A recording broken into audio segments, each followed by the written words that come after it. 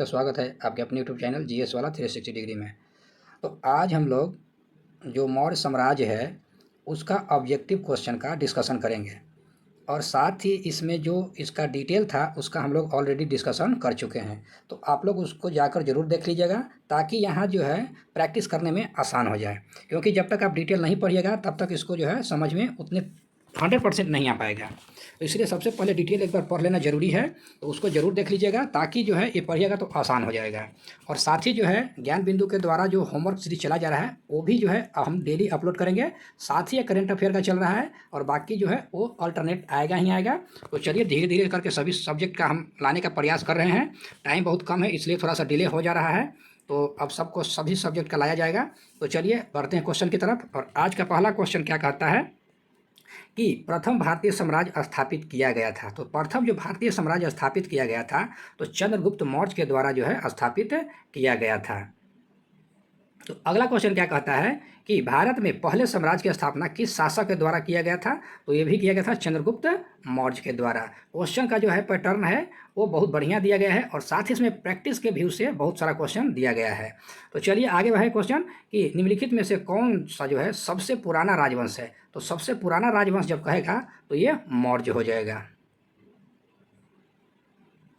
चलिए अब अगला क्वेश्चन है। क्वेश्चन क्या कहता है कि जिसके ग्रंथ में चंद्रगुप्त मौर्य का विशिष्ट रूप से वर्णन हुआ है वह कौन है। यानी कहता है किसके ग्रंथ में, तो वो कौन सा ग्रंथ है। यानी कहता है विशाख दत्त के जो ग्रंथ है उसमें चंद्रगुप्त मौर्य के जो है विशिष्ट रूप से वर्णन मिलता है और ये ऑलरेडी 46वां बीपीएससी में पूछा है। तो चलिए अगला क्वेश्चन क्या कहता है कि यूनानी लेखक जस्टिस द्वारा किसे सेंड्रोकोटस कहा गया था। किसके द्वारा है, तो यूनानी के लेखक जस्टिन के द्वारा। तो यहाँ से ये भी सवाल पूछ देता है कि किसके द्वारा जो है सेंड्रोकोटस कहा गया है। ठीक है, तो यूनानी लेखक है, तो यूनानी लेखक का नाम क्या है, जस्टिन है। तो यहाँ से इसका भी नाम पूछ लेगा। अगर यहाँ से क्या पूछा सेंड्रोकोटस किसको कहा जाता है, तो चंद्रगुप्त मौर्य को कहा जाता है। तो यहाँ से जो है कैसे पूछता है इसका हम लोग ऑलरेडी डिस्कशन कर चुके हैं, तो उसको जरूर आप एक बार देख लीजिएगा। बाकी तो हम यहाँ से जहाँ जहाँ आएगा वहाँ पे हम आपको ईजी वे में बता देंगे। सेंड्रोकोटस से चंद्रगुप्त मौर्य की पहचान किसने की। तो ये किसने किया था, तो विलियम जोन्स ने किया था। ये बहुत इंपॉर्टेंट क्वेश्चन है, इसको आप जरूर याद रखिएगा। अगला क्वेश्चन है कि निम्न में से किसने सेंड्रोकोटस, ठीक है, जिसको क्या कहा जाता है चंद्रगुप्त मौर्य कहा जाता है, और सिकंदर महान की भेंट का उल्लेख किया है। तो यह किसने किया है, तो जस्टिन ने किया है। और यहाँ से पूछ लेता है कि जस्टिन जो है कहाँ के लेखक है, तो यूनानी लेखक है। तो ये भी आप ध्यान रखिएगा। अगला कहता है कि कौटिल्य जो है प्रधानमंत्री था। किसका प्रधानमंत्री, तो चंद्रगुप्त मौर्य के प्रधानमंत्री था। ये भी इंपॉर्टेंट क्वेश्चन है। क्वेश्चन नंबर 10 की तरफ बढ़ते हैं। अगला क्वेश्चन नंबर 9 है। अगला क्वेश्चन क्या कहता है कि चाणक्य अपने बचपन में किस नाम से जाने जाते थे। देखिए कितना बढ़िया, चाणक्य जो है अपने बचपन में जो है किस नाम से जाने जाते थे, तो विष्णु गुप्त के नाम से जाना जाता था। अगला क्वेश्चन है कि चाणक्य का अन्य नाम क्या है, तो चाणक्य का अन्य नाम क्या जाएगा, विष्णुगुप्त हो जाएगा। अगला क्वेश्चन है कि कौटिल्य की पुस्तक क्या है, कौटिल्य की पुस्तक अर्थशास्त्र किस विषय पर आधारित है। ये क्वेश्चन बहुत बड़े एग्जाम में पूछा है, खास करके यहाँ तो केवल 63वीं बीपीएससी दिया है, लेकिन बहुत सारे एग्जाम में ये क्वेश्चन पूछ चुका है। तो कहता है कि कौटिल्य का जो पुस्तक अर्थशास्त्र है वो किस विषय से संबंधित है। तो यहाँ तो दिया नहीं है लेकिन राजनीतिक से संबंधित है। ठीक है, तो यहाँ से इनमें से कोई नहीं हो जाएगा।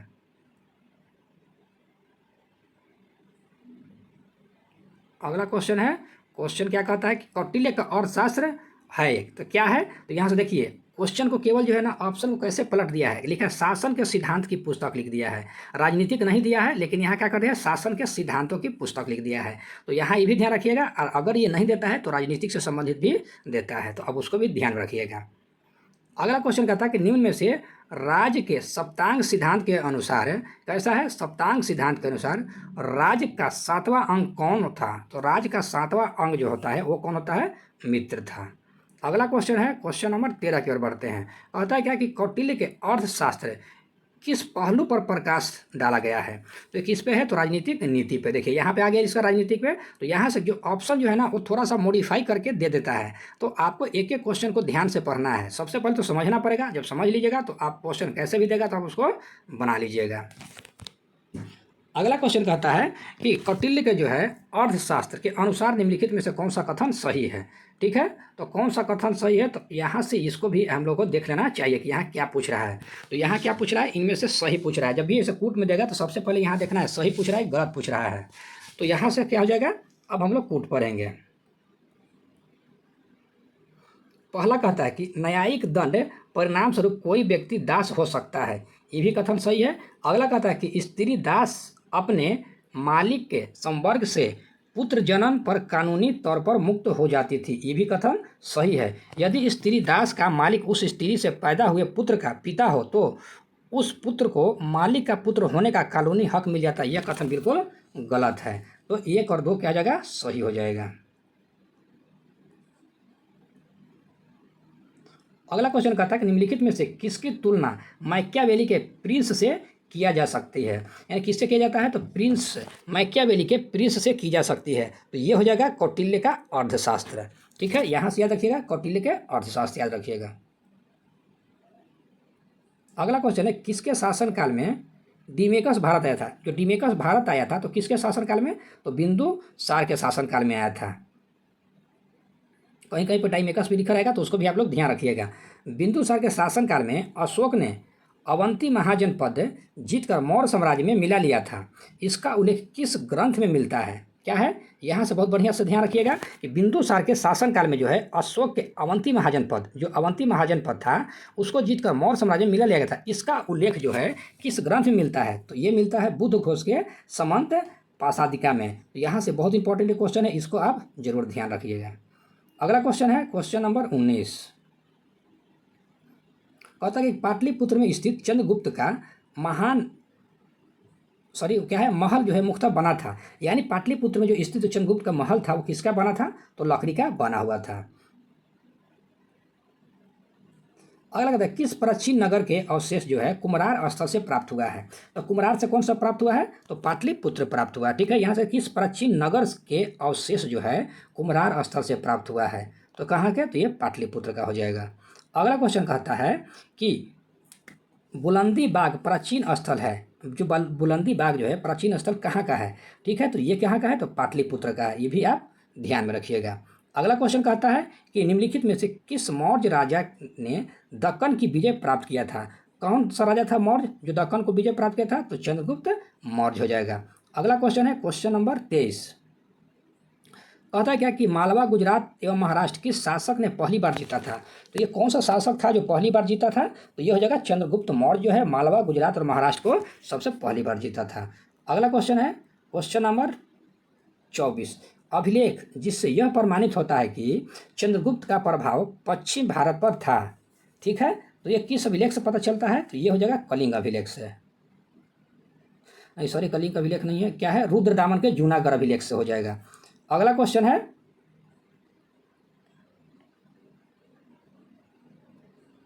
कहता है गुजरात जो है चंद्रगुप्त मौर्य के साम्राज्य में सम्मिलित था। ठीक है, कहता है गुजरात जो है चंद्रगुप्त मौर्य के साम्राज्य में सम्मिलित है। यह जो है प्रमाणित होता है, किससे प्रमाणित होता है, तो रुद्रदामन के जूनागढ़ अभिलेख से यह जो है जानकारी मिलता है कि जो गुजरात था चंद्रगुप्त मौर्य के साम्राज्य में सम्मिलित था। अगला क्वेश्चन है कि सेलुकस जिनको अलेक्जेंडर द्वारा सिंध एवं अफगानिस्तान का प्रशासक नियुक्त किया गया था को किस भारतीय राजा ने हराया था। तो इसको कौन से भारतीय था, तो ये हो जाएगा चंद्रगुप्त जो था चंद्रगुप्त मौर्य जो है इसको हराया था। अगला क्वेश्चन कहता है कि चंद्रगुप्त मौर्य ने सेल्यूकस को किस वर्ष पराजित किया था, यानी जो चंद्रगुप्त मौर्य जो है सेल्यूकस को कब पराजित किया था, तो ये पराजित किया था 305 ईसा पूर्व में पराजित किया था। ये फिगर का है, फिगर रहने दीजिए। चलिए अगला क्वेश्चन बढ़ते हैं। क्वेश्चन क्या कहता है कि किसने सहिष्णुता, उदारता और करुणा के त्रिविध आधार पर राजधर्म अपनाया, यानी राजधर्म की स्थापना किया। तो ये कौन था, अशोक था। कहता है किसके सहिष्णुता, उदारता और करुणा के जो त्रिविध आधार था उस पर जो है राजधर्म की स्थापना किया था। तो ये किसका था सहिष्णुता, तो वो ये हो जाएगा अशोक का। अगला क्वेश्चन कहता है कि निम्न में से कौन सा क्षेत्र जो है अशोक के साम्राज्य में सम्मिलित नहीं था। तो अशोक के जो साम्राज्य में सम्मिलित नहीं था, ये श्रीलंका वाला जो भाग है सम्मिलित नहीं था, बाकी अफगानिस्तान था, बिहार था और कलिंग शामिल था। अगला क्वेश्चन कहता है कि अशोक के निम्नलिखित अभिलेखों में से किसमें दक्षिण भारतीय राज्यों का उल्लेख हुआ है। यानी कौन सा करा है, तो दक्षिण भारतीय का। तो दक्षिण भारतीय का जो उल्लेख मिलता है वह द्वितीय मुख्य शिलालेख से इसकी जानकारी मिलता है। अगला क्वेश्चन है क्वेश्चन नंबर 32। क्या कहता है कि भारत का प्रथम अस्पताल एवं औषधि बाग निर्माण करवाया था। यानी कहता है कि भारत में जो है पहली बार, कब है, पहली बार कहता है, यानी प्रथम जो है अस्पताल है और औषधि बाग का निर्माण करवाया था। तो ये कौन कराया था, तो अशोक ने करवाया था। अगला क्वेश्चन है कि अशोक ने, क्या कहता है कि अशोक ने बौद्ध होते हुए भी हिंदू धर्म में आस्था नहीं छोड़ी। यह प्रमाण जो है मिलता है, यानी इसका प्रमाण कहाँ से मिलता है, तो ये देवनाम प्रिय की उपाधि से प्राप्त होता है। देवनाम प्रिय की उपाधि से इसका प्रमाण मिलता है। अगला क्वेश्चन है कि निम्नलिखित में से किस स्रोत में अशोक के राजकाल में तृतीय बौद्ध संगीति होने का उल्लेख मिलता है। तो ये उल्लेख किसमें मिलता है, तो यहाँ से देखना चयन सही के लिए कह रहा है। तो ये हो जाएगा 2 और 3। 2 और 3 का मतलब दीप वंश में होता है और किसमें, महावंश में हो जाएगा। अगला क्वेश्चन है क्वेश्चन नंबर 35। क्या कहता है कि अशोक जो है, अशोक के शासनकाल में बौद्ध सभा किस नगर में आयोजित किया गया था। यानी अशोक का जब शासनकाल था तो उस समय जो बौद्ध संगीति हुआ था, तो कहता है कि जो आयोजन किस नगर में हुआ था, तो ये पाटलिपुत्रा में हुआ था। यहाँ से जो है बौद्ध धर्म से जो है जो 4 गो सम्मेलन हुआ था, चारों सम्मेलन को आप लोग जरूर रट लीजिएगा, क्योंकि कोई भी एग्जाम जब दीजिएगा तो इस सम्मेलन से एक सवाल 100% पूछता है। तो चलिए अगला कहता है कि निम्नलिखित में से मौर्य शासक बौद्ध धर्म के अनुयायी थे। तो इनमें से कौन बौद्ध धर्म के अनुयायी थे, तो ये जगह अशोक हो जाएगा और दूसरा जगह दशरथ हो जाएगा, बाकी ये दोनों जो है नहीं था। अगला क्वेश्चन कहता है कि रज्जुक थे, रज्जुक जो थे कौन थे, तो रज्जुक जो था मौर्य शासन के एक अधिकारी था। ये भी एग्जाम में पूछा है कि रज्जुक था तो मौर्य शासन के एक अधिकारी था। अगला क्वेश्चन है, कहता है कि सार्थवाहक, ठीक है, सार्थवाह जो है किसे कहते हैं, तो सार्थवाह किसको कहते हैं, तो ये हो जाएगा हमारा ऑप्शन नंबर बी, व्यापारियों के काफिले को कहा जाता है। सार्थवाहक किसे कहा जाता है, तो व्यापारियों के काफिले को कहा जाता है। अगला क्वेश्चन है कि निम्नलिखित में से कौन अधिकारी मौर्य प्रशासन का भाग नहीं था। यानी कौन सा जो अधिकारी है मौर्य प्रशासन का भाग नहीं था, तो ये हो जाएगा अग्रहारिक हो जाएगा। ये कौन सा अधिकारी, अग्रहारिक हो जाएगा। अगला क्वेश्चन कहता है कि सारनाथ स्तंभ का निर्माण किया था। तो सारनाथ में जो स्तंभ का निर्माण हुआ था तो ये किया गया था, तो किसके द्वारा कराया था, तो अशोक ने किया था। अगला क्वेश्चन कहता है कि निम्नलिखित में से किसे सर्वश्रेष्ठ स्तूप मानते हैं। तो सर्वश्रेष्ठ स्तूप जो किसको मानते हैं, तो ये मानते हैं सांची के स्तूप को मानते हैं। अगला क्वेश्चन कहता है क्वेश्चन नंबर 42 नंबर है। इसमें क्या कहता है कि सांची का स्तूप किस शासक ने बनवाया था। तो सांची का स्तूप किस शासक ने बना था, तो अशोक ने बनवाया था। अगला क्वेश्चन कहता है कि सांची का स्तूप किसने बनवाया, तो ये भी हो जाएगा अशोक ने हो जाएगा। अगला क्वेश्चन है कि विश्व प्रसिद्ध पर्यटन स्थल सांची का प्राचीन नाम यह भी था। यानी कहता है कि सांची का जो अन्य नाम क्या था, तो ये अन्य नाम हो जाएगा काक नाम हो जाएगा। काक नाम इसका हो जाएगा, कहाँ का, सांची का एक अन्य नाम हो जाएगा। अगला क्वेश्चन कहता है क्वेश्चन नंबर 45। थोड़ा हम स्पीड में इसलिए जा रहे हैं क्योंकि इसका जो हम लोग ऑलरेडी डिस्कशन डिटेल से कर चुके हैं, तो केवल इसी का जो डिस्कशन जो नीचे आया है कॉलम में सेम ही रहेगा, लेकिन थोड़ा सा ज़्यादा रहेगा। जिसका डिस्कशन हम लोग पहले कर चुके हैं तो उसमें टाइम वेस्ट ज़्यादा हम लोग नहीं करेंगे, क्योंकि हम लोग का क्वेश्चन ज़्यादा अटेम्प्ट करना है और इसमें ज़्यादा प्रैक्टिस करना है। तो चलिए आगे बढ़ते हैं। कहता है भरहुत का स्तूप किस राजवंश की कला का सुंदर उदाहरण है। तो कहता है कि भरहुत स्तूप, तो भरहुत स्तूप किस हो जाएगा, तो अनुत्तरित प्रश्न पे हो जाएगा, नहीं सॉरी इस पे हो जाएगा, ये किस पे हो जाएगा, तो शुंगकालीन स्थापत्य कला से हो जाएगा। किसमें, तो शुंगकालीन स्थापत्य कला में हो जाएगा।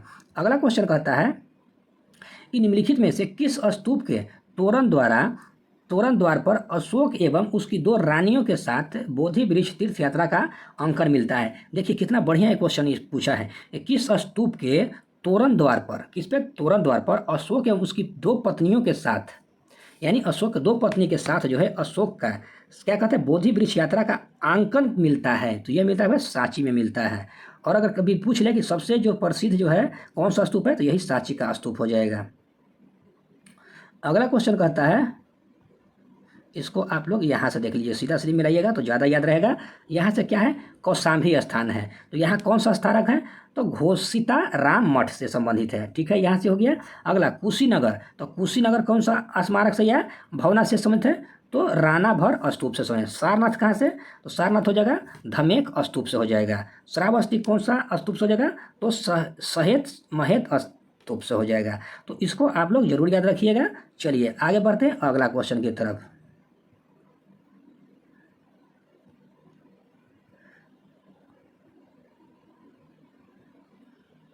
कहता है कि तीर्थ यात्रा के समय सम्राट अशोक निम्नलिखित स्थानों पर गए, उन्होंने किस मार्ग का अनुकरण किया था। तो ये किस मार्ग का हो जाएगा, तो क्वेश्चन में जो दिया गया उसके अनुसार हम लोग पढ़ेंगे। तो पहले कहता है कि 4, तो पहले कौन है, लुम्बिनी। उसके बाद कहाँ गए थे, तो कपिलावस्तु। उसके बाद कहाँ, तो गया। उसके बाद कहाँ गए, तो उसके बाद सारनाथ। उसके बाद कहाँ गए, तो कुशीनगर। और सबसे लास्ट में कहाँ गए थे, श्रावस्ती में। चलिए आगे अगला क्वेश्चन कहता है कि अशोक के शिलालेखों में प्रयुक्त भाषा है, तो कौन से भाषा का प्रयोग है, तो ये प्राकृतिक भाषा का प्रयोग है। अगला क्वेश्चन है क्वेश्चन नंबर 50। क्वेश्चन कहता है कि निम्नलिखित में से कौन सा अशोककालीन अभिलेख खरोष्टी लिपि में है। तो खरोष्टी लिपि में कौन सा है, तो शाहबाजगढ़ी का जो अभिलेख है यह किस में है, खरोष्टी लिपि में है। अगला क्वेश्चन कहता है कि पत्थर पर प्राचीनतम अभिलेख किस भाषा में थे। जो पत्थर पर जो प्राचीनतम जो शिलालेख था उसमें किस भाषा पे था, तो ये प्राकृत भाषा। अगला क्वेश्चन कहता है कि ब्राह्मणी लिपि क्या है, ब्राह्मणी लिपि का प्रथम उच्चारण किस पर उत्कीर्ण अक्षरों से किया गया है। तो किस पे किया गया है, तो यह किया गया पत्थर की पट्टियों पर। किस पे, तो पत्थर की पट्टियों पे। अगला कहता है अशोक के शिलालेखों को सर्वप्रथम किसने पढ़ा था, तो जेम्स प्रिंसेप ने पढ़ा था, जेम्स प्रिंसेप। अगला क्वेश्चन है यहाँ पे देख लेते हैं इसको, जेम्स प्रिंसेप हो जाएगा। अगला क्वेश्चन है क्वेश्चन नंबर 54 हो जाएगा। अशोक के अभिलेखों को सर्वप्रथम पढ़ा था, तो कौन, जेम्स प्रिंसेप। यहाँ पे भी ऑप्शन दे दिया है, डबल क्वेश्चन दिया है। चलिए ब्राह्मणी लिपि को सर्वप्रथम किसने पढ़ा था, तो ब्राह्मणी लिपि को किसने पढ़ा था, तो जेम्स प्रिंसेप ही पढ़ा था। देखिए क्वेश्चन किस तरफ से घुमाता है। अशोक के शिलालेखों को पढ़ने वाला प्रथम अंग्रेज कौन था। यहाँ पे अंग्रेज कर दिया है, तो ये भी कौन हो जाएगा, जेम्स प्रिंसेप ही हो जाएगा। अगला क्वेश्चन कहता है कि सम्राट अशोक के राजदेशों का सबसे पहले विकूटन किसने किया था, यानी क्या कहता है, डिसाइफर, तो जेम्स प्रिंसेप हो जाएगा। अगला क्वेश्चन कहता है कि मौर्य क्या है, मौर्य साम्राज्य के पेशावर के निकट उत्तर पश्चिम भाग में अशोक के शिलालेख थे, तो कौन सा शिलालेख था, तो खरोष्टी लिपि का शिलालेख हो जाएगा। अगला क्वेश्चन कहता है क्वेश्चन नंबर 59, कहता है कि वह स्थान जहाँ प्राक अशोक जो है ब्राह्मणी लिपि का पता चलता है, यानी कौन सा है, तो प्राक अशोक का जो है ब्राह्मणी लिपि का पता चलता है, तो ये पता चलता है अनुराधापुर से पता चलता है। ये बहुत बढ़िया क्वेश्चन है, अनुराधापुर से का वह स्थान जहाँ जो है प्राक अशोक ब्राह्मणी लिपि का पता चलता है, तो हो जाएगा अनुराधापुर से हो जाएगा। अगला क्वेश्चन कहता है कि प्राचीन भारत में निम्नलिखित में से कौन सी एक लिपि दाईं ओर से बाईं ओर लिखी जाती है, दायां से बायां लिखा जाता था, तो ये होता था खरोष्टी लिपि। अगला क्वेश्चन कहता है कि निम्नलिखित में से प्राचीन भारत की कौन सी लिपि दाहिने से बाएं लिखा जाता था, तो वही हो जाएगा खरोष्टी लिपि। अगला क्वेश्चन कहता है कि अशोक का अपने शिलालेखों में समांतर जिस नाम से उल्लेख हुआ है वह कौन सा उसका नाम है, तो जगह प्रियदर्शी हो जाएगा। अगला क्वेश्चन है क्वेश्चन नंबर 63। क्या कहता है यहाँ पे, कहता है क्या कि अपने शिलालेखों में अशोक समांतर किस नाम से जाने जाते हैं, तो यहाँ पे प्रियदर्शी नाम से जाने जाते हैं। अगला क्वेश्चन कहता है कि अभिलेखों में किस शासक का उल्लेख प्रियदर्शी एवं देवनाम प्रिय के रूप में किया गया है। ठीक है, यानी कहता है कि किस अभिलेखों में जो है किस शासक का उल्लेख जो है किस नाम से किया गया है, तो प्रियदर्शी हो जाएगा, और यहाँ देवनाम प्रिय से, तो यह जगह अशोक से। अगला क्वेश्चन है, क्वेश्चन क्या कहता है कि निम्नलिखित वक्तव्यों में कौन सा एक वक्तव्य जो है अशोक के प्रस्तर स्तंभ के बारे में गलत है, तो गलत पूछता है, तो ये स्थापत्य संरचना के भाग हैं, यही केवल कथन गलत है, बाकी इन पर बढ़िया पॉलिश है, ये अखंड है और स्तंभों का सपट सुंडाकर है, ये कथन सही है। अगला क्वेश्चन कहता है क्वेश्चन नंबर 66, कहता निम्नलिखित में से किस उभारदार मूर्ति शिलालेख में अशोक के प्रस्तर रूप चित्र के साथ किसका है, रानियों अशोक उल्लेखित है, तो ये हो जाएगा कहाँ पे, तो ये किस में हो जाएगा, तो ये जगह कंगन कलही में। ठीक है, कंगन कलही में हो जाएगा। चलिए अगला क्वेश्चन पढ़ते हैं, इसको एक बार रिपीट बढ़िया से पढ़ देते हैं। कहता है निम्नलिखित में से किस उभारदार क्या है, उभारदार मूर्ति शिल्प शिलालेखों में अशोक के प्रस्तर रूप चित्र के साथ जो है रानियों अशोक का उल्लेखित है। तो ये जगह कंगन हल्ली में हो जाएगा। अगला क्वेश्चन कहता है क्वेश्चन नंबर 67, कहता है कि निम्नलिखित में से किस एक का उल्लेख कहता है कि निम्नलिखित में से किस एक अभिलेख में अशोक के व्यक्तिगत नाम का उल्लेख मिलता है। तो ये किसमें मिलता है व्यक्तिगत नाम का उल्लेख, तो ये हो जाएगा मास्की में हो जाएगा। अगला क्वेश्चन कहता है कि निम्नलिखित अभिलेखों में से किस लेख में अशोक का नाम उल्लेखित है। तो अशोक का नाम जो है मास्की के लघु शिलालेख में, मास्की के लघु शिलालेख में। अगला क्वेश्चन कहता है कि निम्नलिखित अभिलेखों में से किसमें अशोक का जो है नमो उल्लेख मिलता है, यानी वही नाम का उल्लेख मिलता है, तो गुर्जर अभिलेख में मिलता है। अगला क्वेश्चन कहता है कि अशोक का रुमनदेही स्तंभ संबंधित है।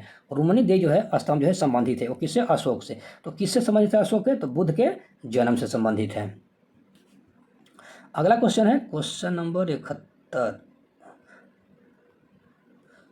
कहता है कि गुर्जरा लघु शिलालेख जिसमें अशोक का नाम उल्लेख किया गया है वह कहाँ स्थित है। तो यह जो स्थित है मध्य प्रदेश के दतिया जिले में स्थित है, मध्य प्रदेश के दतिया जिले में स्थित है। अगला क्वेश्चन कहता है कि केवल वह स्तंभ जिसमें अशोक ने स्वयं को मगध का सम्राट बताया था वह कौन सा स्तंभ था। तो भाबरू स्तंभ अभिलेख जो है इसमें क्या बताया है स्तंभ में, कि अशोक जो है स्वयं को मगध का सम्राट बताया है भाबरू स्तंभ में।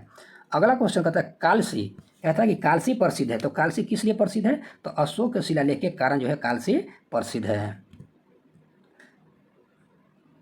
अगला कहता है कि उत्तराखंड में कहाँ पे, तो उत्तराखंड में सम्राट अशोक के शिलालेखों की एक प्रति जो है कहाँ मिली थी। एक प्रति मिला था वो कहाँ मिला था, तो कालसी में मिला था। अगला क्वेश्चन कहता है कि यहाँ पे जो है इसको मिलान करने के लिए, तो मिलान करने के लिए यहाँ पे दे दिया होगा डायग्राम में, तो उसको डायग्राम से आप याद कर लीजिएगा। यहाँ से दिया उपयुक्त रूप से तीनों सही है, तीनों सुमेलित ही दिया है, ठीक है। तो 1 2 3 जो हो जाएगा धौलागिरी उड़ीसा ये हो जाएगा और ये हो जाएगा, ठीक है। अगला क्वेश्चन पढ़ते हैं, अगला क्वेश्चन की तरफ। क्या कहता है कि निम्नलिखित में से अशोक का कौन सा जो शिलालेख है धार्मिक संश्लेषण के बारे में कहता है। तो धार्मिक जो संश्लेषण के बारे में वो कहता है 12वां शिलालेख कहता है। कौन सा शिलालेख, तो 12वां धार्मिक संश्लेषण से। अगला क्वेश्चन कहता है कि कलिंग युद्ध की विजय, कौन सा युद्ध, तो कलिंग विजय क्षत्रियों का वर्णन अशोक के किस शिलालेख में है। तो यह शिलालेख जो है अशोक के 13वें शिलालेख में मिलता है, अशोक के 13वें शिलालेख में। अगला क्वेश्चन कहता है कलिंग युद्ध का विवरण हमें ज्ञात होता है। तो किससे ज्ञात होता है, तो 13वें शिलालेख से इसके बारे में हमें जानकारी मिलता है। अगला कहता है कि किस अभिलेख में कलिंग विजय का वर्णन है। तो कलिंग विजय का किस में है, तो हाथी गुफा अभिलेख में हो जाएगा। अगला क्वेश्चन कहता है कि अशोक के निम्न अभिलेखों में से पूर्ण रूपेण धार्मिक सहिष्णुता के प्रति समर्पित कौन अभिलेख है। तो यह अभिलेख हो जाएगा 12वां अभिलेख हो जाएगा। अगला क्वेश्चन कहता है कि निम्नलिखित में से किस शासक ने अपनी प्रजा को इस अभिलेख के माध्यम से परामर्श दिया था। कि कोई भी व्यक्ति अपने संप्रदाय को महिमा मंडित करने की दृष्टि से अपने धार्मिक संप्रदाय की प्रशंसा करता है या अपने संप्रदाय के प्रति अत्यधिक भक्ति के कारण अन्य संप्रदायों की निंदा करता है, वह अपितु अपने संप्रदाय को गंभीर रूप से हानि पहुंचाता है। यह किसने कहा था, तो यह अशोक ने कहा था। अगला क्वेश्चन कहता है कि अशोक जो है प्रमुख शिलालेख संगम राज्य के विषय में हमें बताते हैं, उनमें सम्मिलित है। तो उनमें क्या सम्मिलित है, तो दूसरा और 13वां शिलालेख सम्मिलित है। अगला क्वेश्चन कहता है क्वेश्चन नंबर 83, क्या कहता है कि निम्नलिखित में से किस दक्षिणी राज्य का उल्लेख अशोक के अभिलेखों में नहीं है। तो ये हो जाएगा सातवाहन का जो है उल्लेख नहीं है। अगला क्वेश्चन कहता है कि टालेमी फिलाडेल्फस जिसके साथ अशोक के राजनय संबंध कहाँ का शासक था। तो ये हो जाएगा कहाँ, तो मिस्र के हो जाएगा। अगला क्वेश्चन कहता है कि अशोक का समकालीन तुर्मय कहाँ का राजा था। तो तुर्मय जो है कहाँ का राजा था, तो ये हो जाएगा मिस्र का राजा हो जाएगा। अगला क्वेश्चन कहता है कि निम्नलिखित में से किस राजवंश के शासकों के सुदूर देशों जैसे सीरिया एवं मिस्र के साथ राजकीय संबंध था। तो ये किसका संबंध अच्छा था, तो चंद्रगुप्त मौर्य का था। चलिए अगला क्वेश्चन पढ़ते हैं। और अगला क्वेश्चन कहता है कि अशोक के धम्म का मूल संदेश क्या है। तो धम्म का जो है मूल संदेश क्या है, तो पहले यहाँ देखना है कि इसमें क्या कहा है। तो ये हो जाएगा उपयुक्त में से कोई नहीं दिया है, ठीक है, यहाँ से उपयुक्त में से कोई नहीं है। अगला कहता है कि निम्न में से अशोक के शिलालेख में पारंपरिक अवसरों पर पशु बलि पर रोक लगाया गया था। ऐसा लगता है कि यह जो है पाबंदी पशुओं के वध पर थी। तो किस स्तंभ में कहा गया है? तो स्तंभ अभिलेख 5 में कहा गया है। अगला क्वेश्चन है क्वेश्चन नंबर 89। कहता है क्या कि निम्नलिखित प्राचीन भारतीय अभिलेखों में से कौन सा एक खाद्यान्न को देश में संकट काल में उपयोग हेतु सुरक्षित रखने के बारे में प्राचीनतम शाही आदेश है? तो ये जो शाही आदेश है कौन सा हो जाएगा? तो ये हो जाएगा शाही आदेश सोगौरा। कौन सा है? सोगौरा ताम्रपत्र हो जाएगा। अगला क्वेश्चन है क्वेश्चन नंबर 90 हो जाएगा। अब आ गया किसमें? तो कथन और कारण में हो जाएगा।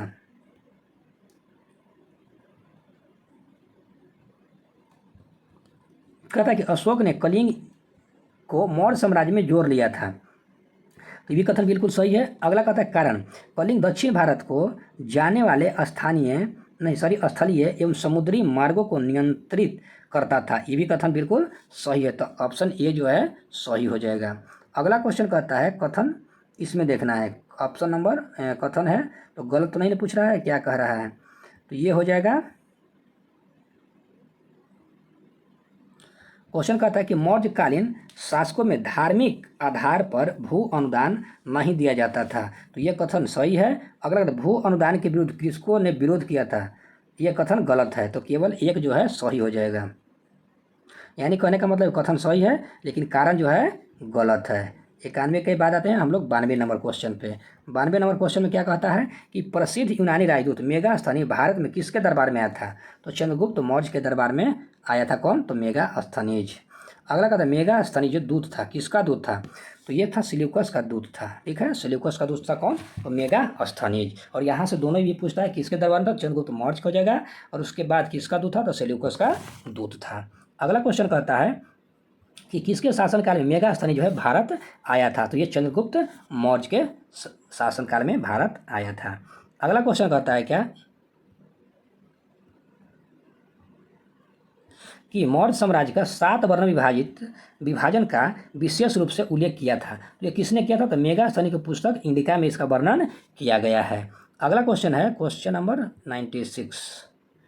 क्या कहता है क्वेश्चन कि मेगास्थनी ने भारतीय समाज को कितने श्रेणी में विभाजित किया है? तो भारतीय समाज को 7 श्रेणी में विभाजित किया था। कौन किया था? तो मेगास्थनीज ने किया था।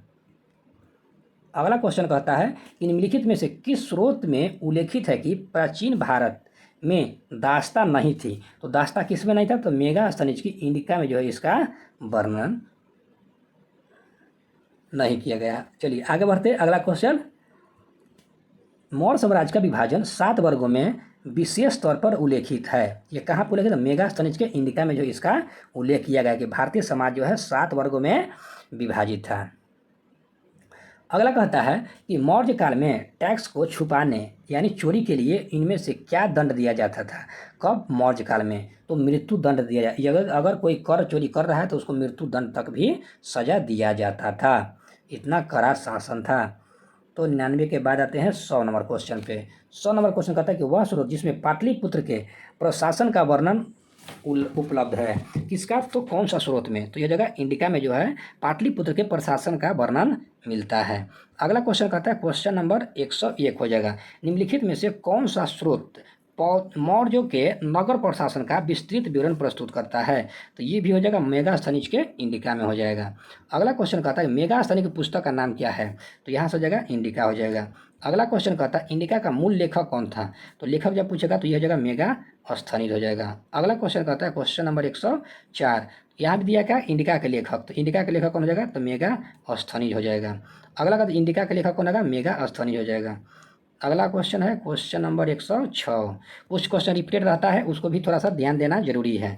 तो वर्तमान नगर पालिका प्रशासन का कौन कार्य मौर्य काल से जारी है? तो कौन सा जारी है? तो जन्म एवं मृत्यु पंजीकरण जो है अभी तक जो है कंटिन्यू है। आगे क्वेश्चन कहता है कि निम्नलिखित में से कौन सी प्रशासनिक संरचना आरोही क्रम में सही है? तो आरोही क्रम में जो सही पूछ रहा है वो कौन सा हो जाएगा? ठीक है,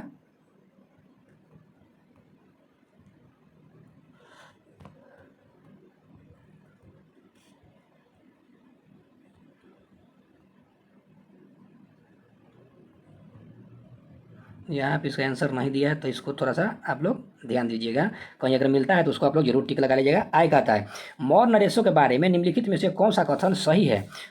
उन्होंने विकास किया था। तो क्या विकास किया था? तो सबसे पहले विकास किया था संस्कृति, कला एवं साहित्य को। उसके बाद किसका विकास किया? तो प्रांतीय विभाजन को। और उसके बाद हिंदू कुशक साम्राज्य का जो है इन्होंने विकास किया था।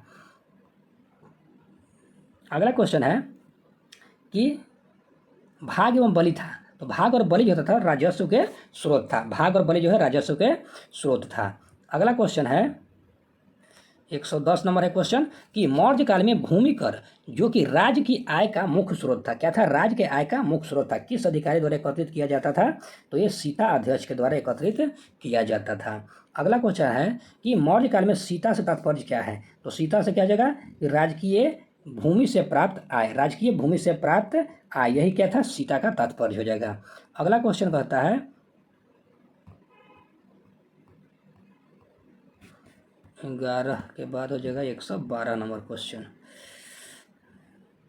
क्वेश्चन क्या कहता है कि मौर्य मंत्री परिषद में निम्नलिखित में से कौन जो है राजस्व इकट्ठा करने से संबंधित था? तो राजस्व जो इकट्ठा करता था उसको बोला जाता है समाहर्ता बोला जाता था, जो राजस्व को यानी टैक्स को जो है इकट्ठा करता था। अगला क्वेश्चन कहता है क्या कि निम्नलिखित में से कौन जो है मौर्य युगीन अधिकारी तौल माप का प्रभारी था? तो तौल माप का प्रभारी कौन था? तो पौत अध्यक्ष था, पौतवा अध्यक्ष हो जाएगा। अगला क्वेश्चन कहता है कि मौर्य काल में एग्रोनोमोई अधिकारी निम्नलिखित में से किस क्षेत्र से संबंधित? एग्रोनोमोई जो हो जाएगा ये जगह मार्ग निर्माण से संबंधित अधिकारी हो जाएगा। अगला क्वेश्चन कहता है, क्वेश्चन क्या है कि पंकोदकस निरोधे मौर्य प्रशासन द्वारा लिया जाने वाला एक जुर्माना था। तो कहता है कि सड़क पर कीचड़ फैलाने पर, यानी सड़क पर जब कीचड़ फैलाया जाता था तो यह जो है टैक्स या जुर्माना इसको लगा दिया जाता था। अगला क्वेश्चन कहते हैं क्वेश्चन नंबर 115 हो जाएगा, 16 हो जाएगा, 15 हो गया, 16 हो जाएगा। चलिए यहाँ से हो जाएगा। कहता है क्या? अधिकारी और उसका कार्य। तो पहला क्या कहता है कि तलार जो अधिकारी होता था उसका काम तो रात्रि सुरक्षा कर्मियों का यह अधिकारी होता था। पट्टकोल का ग्रामीण कर वसूल करने वाला अधिकारी होता था। ठीक है। अगला कहता है क्या? पटकोल हो गया। अब कहता है कि साहसाधिपति, यह चोरी डकैती के मुकदमे का अधिकारी होता था, सहस्राधिपति हो जाता था। उसके बाद बालाधिप हो जाएगा, यह कहते चुंगी का सुरक्षक होता था। अगला क्वेश्चन कहता है क्वेश्चन नंबर 117 मौर्य काल में शिक्षा का सर्वाधिक प्रसिद्ध केंद्र कौन था? तो मौर्य काल में जब पूछेगा तो तक्षशिला हो जाएगा। अगला क्वेश्चन कहता है क्वेश्चन नंबर 118 कहता है, क्या कहता है कि कौटिल्य के अर्थशास्त्र के अनुसार मौर्यकालीन न्याय व्यवस्था निम्नलिखित में से न्याय अस्तित्व में थे। तो न्याय जो इसमें कहता है कि अस्तित्व में कौन कौन सा था? तो 2 और 4 था। 2 और 4 का मतलब धर्म स्थानीय हो जाएगा और दूसरा का हो जाएगा कंटक शोधन हो जाएगा।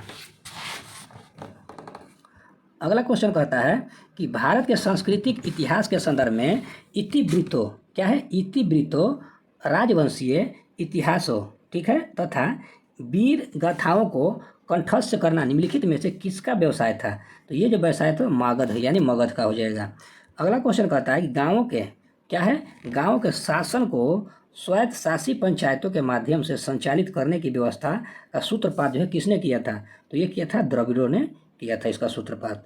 अगला कहता है क्वेश्चन नंबर हो जाएगा 121 हो जाएगा। क्या कहता है कि प्राचीन भारत के निम्नलिखित ग्रंथों में से किसमें पति द्वारा परित्याग पत्नी के लिए विवाह विच्छेदन की अनुमति दिया गया था? यहाँ से क्या कहता है कि प्राचीन काल में जो है ग्रंथ में वर्णन किया गया कि पति द्वारा परित्याग पत्नी के लिए विवाह विच्छेद की अनुमति दी गई है। तो ये हो जाएगा किसमें? तो अर्थशास्त्र में।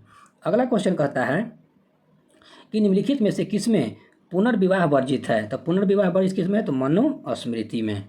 अगला क्वेश्चन कहता है कि विदेशियों को भारतीय समाज कहता है क्या कि विदेशियों को भारतीय समाज में मनु द्वारा दिया गया सामाजिक स्तर था। तो जो सामाजिक स्तर था वो क्या था? तो ब्रात्य क्षत्रियों का था, ब्रात्य क्षत्रियों का हो जाएगा।